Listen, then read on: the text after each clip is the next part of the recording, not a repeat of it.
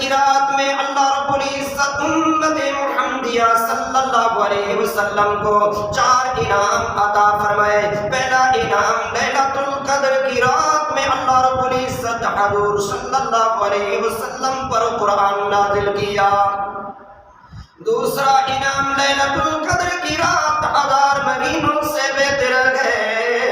تیسرا انعام فرشتے زمین پر اترتے گئے، رحمت کی دعائیں کرتے گئے، برکت کی دعائیں کرتے گئے، مغفرت کی دعائیں کرتے گئے، بخشش کی دعائیں کرتے گئے۔ ہواؤں میں اڑنے والے پرندے بھی مغفرت کی دعائیں کرتے گئے، دریاؤں میں مچھلیاں بھی مغفرت کی دعائیں کرتی گئے، اور بلوں میں چمٹیاں بھی مغفرت کی دعائیں کرتی گئے۔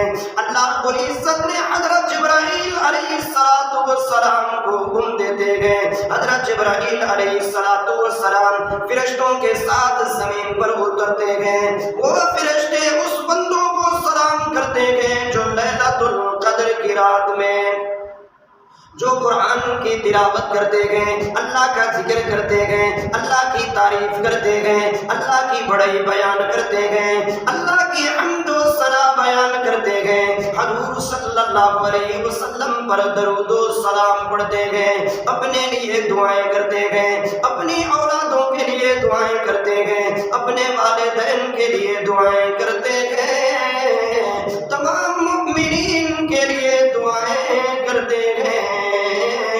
فرشتے اس کی دعاؤں پر آمین کہتے گئے۔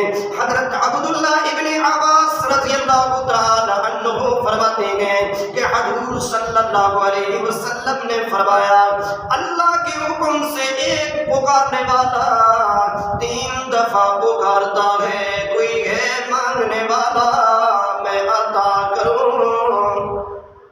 رمضان المبارک کی ہر رات میں اعلان ہوتا ہے، گناہگارو آؤ، بدکارو آؤ، سیاہکارو آؤ، مجھے راضی کرنے والو آؤ، رحمت تلاش کرنے والو آؤ، برکت تلاش کرنے والو آؤ، آخرت تلاش کرنے والو آؤ، جنت تلاش کرنے والو آؤ، ذرا دامن تو پھیلاؤ، ذرا سر تو جھکاؤ، ذرا ہاتھ تو پھیلاؤ، ذرا آنسو تو بہاؤ۔ اللہ رب العزت فرماتے ہیں وَنَحْنُ أَقْرَبُ إِلَيْهِ مِنْ حَبْلِ الْوَرِيدِ، میں تمہارے بہت زیادہ قریب ہوتا ہوں۔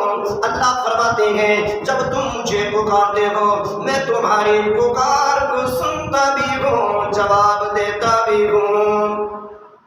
اللہ رب العزت فرماتے ہیں اے گناہگارو تمہارے گناہوں کے باوجود، اے بدکارو تمہاری بدکاریوں کے باوجود، اے سیاہکارو تمہاری سیاہکاریوں کے باوجود، اے باغیوں تمہاری بغاوت کے باوجود، اے نافرمانوں تمہاری نافرمانیوں کے باوجود، اے سرکشوں تمہاری سرکشیوں کے باوجود، جب تم مجھے پکارتے ہو میں تمہاری پکار کو سنتا بھی ہوں، جواب دیتا بھی ہوں۔